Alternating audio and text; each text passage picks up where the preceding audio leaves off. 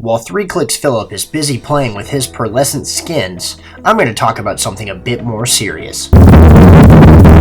Now this is going to be a quick video covering quite a few topics, so please stay until the end of it. Anyway, let's get started. With the Shattered Web update, Valve brought in new player skins. We all know this, I've already beaten a dead horse on this topic. Valve has taken steps to try and alleviate this backlash, but to no avail. Problematic skins have been reworked, and problematic places such as the green foliage on Overpass has been removed. But according to the community, this is not enough. I'm not going to go into full detail on this issue. If you want more background on it, you can check out my other video that everybody hated right here at the top right. People seem to think that these player skins should still be banned outright. With this in mind, in theory, you should also be banning weapon skins as well, because they give away your position and/or can help you blend in certain places. So, your knives, your gloves, that expensive dragon lore that you used your mom's credit card on, poof, should be gone. I mean, if we had the ability to choose our faction like we did in Counter-Strike Source, this wouldn't have been as big of an issue in the first place. This brings me to my next topic, the chickens in Counter-Strike. They are very iconic to Counter-Strike as a game, and I love them, but if we are going to jump onto this ban everything because it's not competitive mindset, then the chickens have got to go.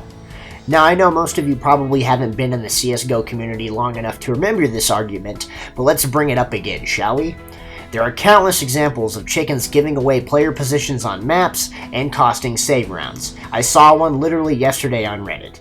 The chickens are designed, or were designed, to run away from certain sounds and actions performed by the player, such as shooting, running, and also even stabbing. So trying to save a gun on a map and stabbing in the air will give your position away. Now to wrap up both of these topics into one, I'm going to ask you this.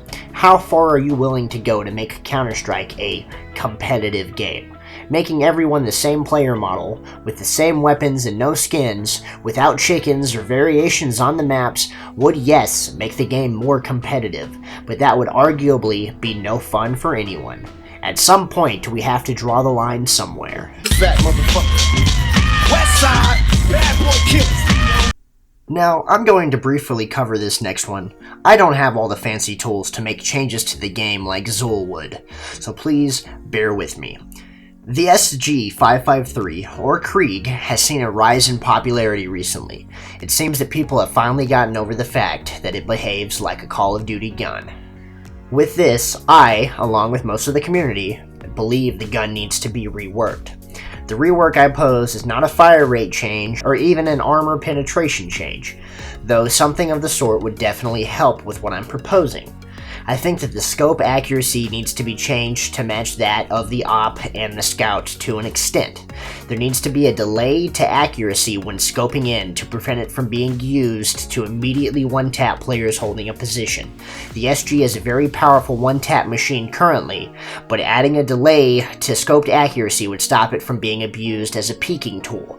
I think it should be used more for holding angles and not just for clearing spots immediately with a click of the button. Or rather, 2 clicks of the mouse. That's all I have for the SG, and once again, I'm no expert, this is just my opinion. I for sure believe that something needs to be done. You know we really see niggas, we bring it to. Now last, but certainly not least, Faceit. Love it or hate it, it's quickly becoming the go-to way to play Counter-Strike, but there are a few things that they, as a platform, need to work on. First things first, the level system. I have always hated the fact that when you create a new account or are just starting out, you don't start at level 1. You instead start at level 3. That is just the default spot. ESEA behaves the same way and you start out in C rank and not rank D. I think matchmaking is the same way as well, but I haven't played it in so long that I honestly couldn't tell you. Now obviously, this should be changed, but just for example's sake, when they don't and they ignore that, there should obviously be some kind of a cooldown for players who have proven that they don't belong on the platform. Faceit, along with ESEA, are third-party platforms. This means that someone took the time to sign up for your platform and even download your launcher and/or anti-cheat just so that they can play on your servers. Some of the people even signed up for a subscription and are paying money to be there. You would think that if you are paying money to do something, you would be good at it, or at least try to win. That would be the same as little Timmy paying money to go play around at basketball against professionals and then getting spanked. If player X logs in and consistently does bad, so bad that they D-rank down to level 1 or bottom out on their elo, they should be given a cooldown and their rank should be reset after the cooldown period so that they can try again. I believe ESEA already does this, but don't quote me on that. Now, bringing up ESEA, they have a ringer system. Why don't you, Faceit? I don't pay money to log in and lose matches because I got stuck with a bot. I don't pay money to log in and beat people because they got stuck with a bot.